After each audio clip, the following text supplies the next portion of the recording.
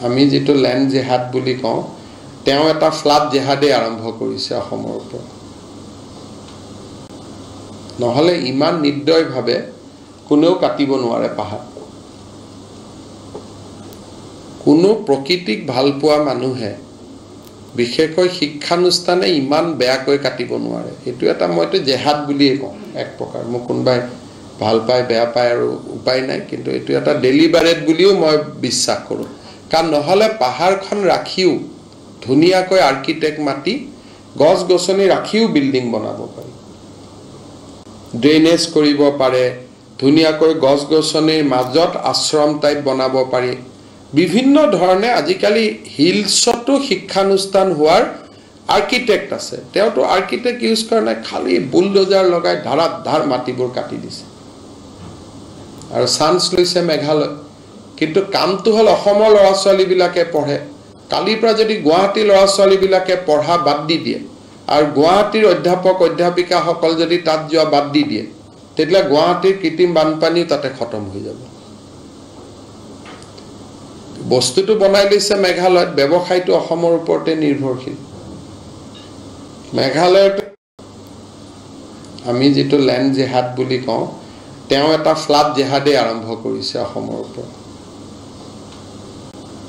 নহলে ইমান নিৰ্দয়ভাৱে কোনেও কাটিব নোৱাৰে পাহাৰ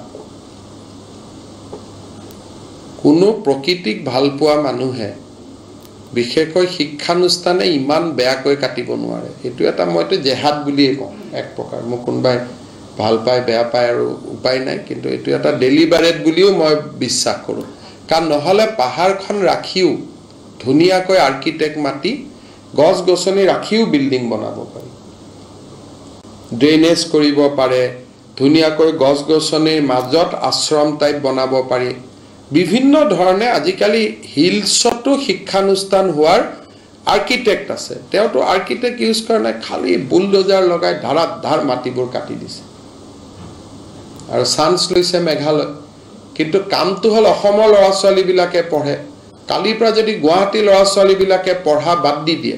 আৰু গুৱাহাটীৰ অধ্যাপক অধ্যাপিকা সকল যদি তাত যোৱা বাদ দি দিয়ে তেতিয়া গুৱাহাটীৰ কৃত্ৰিম বানপানী তাতে খতম হৈ যাব বস্তুটো বনাই লৈছে মেঘালয়ত ব্যৱসায়টো অসমৰ ওপৰতে নিৰ্ভৰশীল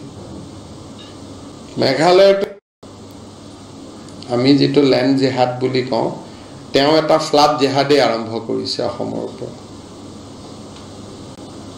নহলে ইমান নিৰ্দয়ভাৱে কোনেও কাটিব নোৱাৰে পাহাৰ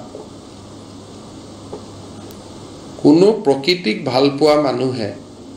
বিশেষকৈ শিক্ষানুষ্ঠানে ইমান বেয়াকৈ কাটিব নোৱাৰে এটো এটা মইতো জেহাদ বুলিয়ে কওঁ এক প্ৰকাৰ মই কোনবাই ভাল পায় বেয়া পায় আৰু উপায় নাই কিন্তু এটো এটা ডেলিবাৰেট বুলিও মই বিশ্বাস কৰো কাৰণ নহলে পাহাৰখন ৰাখিও